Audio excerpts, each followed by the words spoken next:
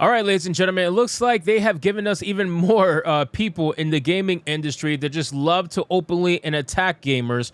I don't really know. Why do you work in the gaming industry at this point? Like, if you're just in the gaming industry to look like this and to attack people and claim that everybody and their mother is racist and sexist because they disagree with you, I mean, why are you here? You're only here because it's the easiest place for you to do your racial grift. It's the only place for you to do your sex grift. It's the only place for a person like this, who is a victim in her own mind, who lives in that mental plantation. This is the only place where she can now profit very easily from and feel extremely comfortable, while also telling everybody else that it's not comfortable to be in the gaming scene. Get the out of my room! Oh my God! Oh my God!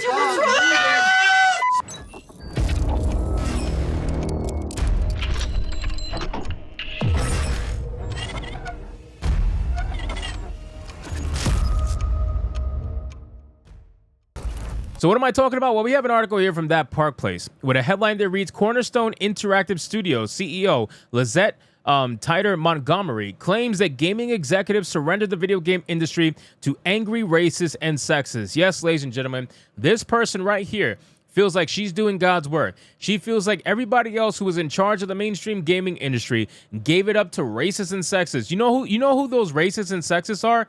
You guys, the gamers, us. That's what she's calling racist and sexist. So let's get into this article, guys, from That Park Place. But of course, before we do, if you are new here, just consider hitting that subscribe button. I would greatly appreciate it, and like the video to push us out into that YouTube algorithm. It says Cornerstone Interactive Studio CEO Lisette Montgomery declared that video game executives have surrendered the video game industry to angry racists and sexists. Montgomery, who according to her LinkedIn profile began working in the video game industry in 2005 at EA and has worked at Backbone Entertainment, Ubisoft, and Double Fine Productions, took to X where she wrote, "The numbers don't lie. Wokeism is just sparkling profits." Now, oh man, so wokeism apparently is sparking profits, ladies and gentlemen. Yes, this is the reality that we're living in. So for every one woke ass game that is semi-successful, I can raise you 10 to 20 woke games that completely flopped hard. But of course, you want to make it seem like you're sparking profits by being ultra woke. Let's see what she says. The Psychonauts 2 art director added, "Beware spineless game executives. We are coming for the money that you left on the table, surrendering your communities to angry racists and sexists. Their poison is in your soul and you will never get it out. Time for the new era of gaming." So this is what they want.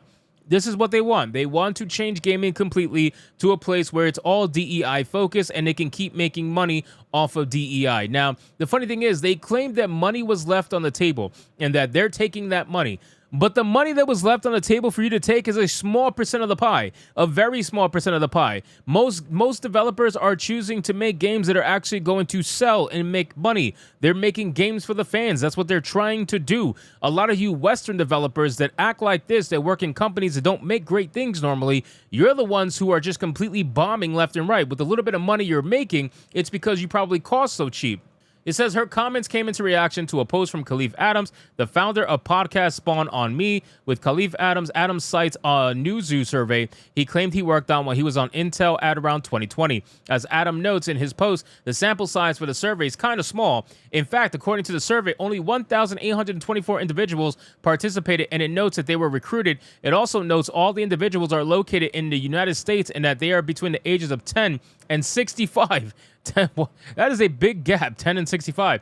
The survey then notes they applied this ridiculously small sample to what they believe was going to be 2.7 billion gamers in 2021. So, again, ladies and gentlemen, they chose 1,800 people. They chose 1,800 people, probably 1,800 that fit their narrative, right? They chose 1,800 people that were going to give them the best result of that extremely small sample size, and then they extrapolated that small sample size to the 2.7 billion gamers in the fucking world. Clearly, that's not how that shit works, ladies and gentlemen. But again, they're going to try to use this because they need to push their narrative any way they can. They want to pretend like they're super successful, that wokeness sells, it makes them so much money.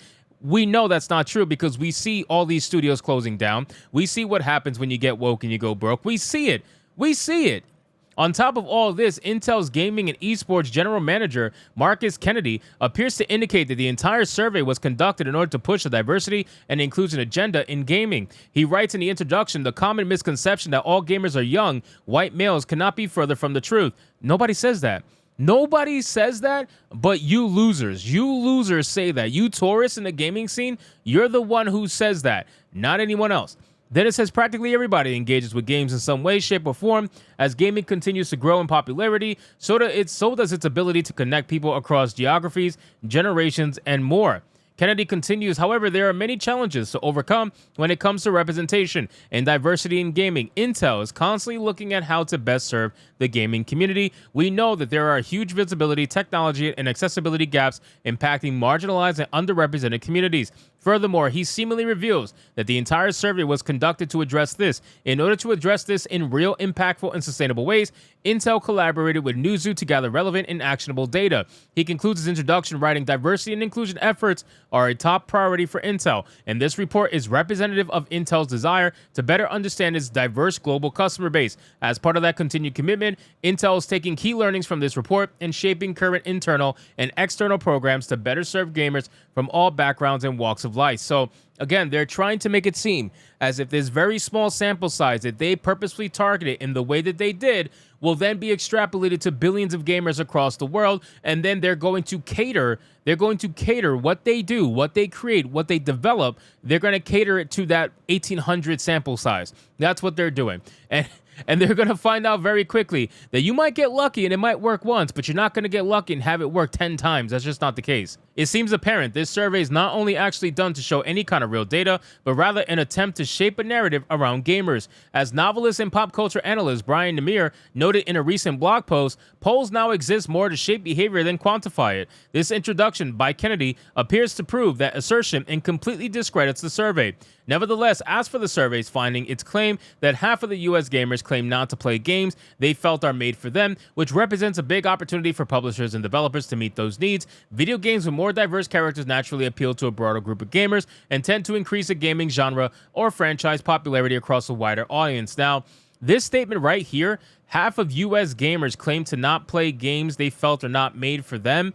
That can mean more than just race. If you're looking at that through the eyes of race, you are boring. Players can say something like this and have it not mean race at all. Obviously, I'm not going to go play a My Little Pony game. I'm not going to play a My Little Pony game, not because I can't see myself in it, but because it's not the fucking kind of game I want to play. It's not made for me, right? There's games out there that don't have to be made for me, and that's one of them. We don't need games to be made for everybody. We need games to be made for certain people. And yeah, listen, it can have as much of a broad audience as possible, but ultimately it has to have a goal, right? So if you want to have an overly diverse group, if you want to have a diverse game, you can still have that diverse game be a main goal somewhere. So the main goal for that diverse game could be, okay, it's a third-person shooter. Okay, so now you're going to try to reach out to as many people who like third-person shooters, but you're not going to get the My Little Pony player to go come play your third-person shooter no matter what you put in the game. It doesn't matter because the game's not made for them. That's maybe not a game that they would be interested in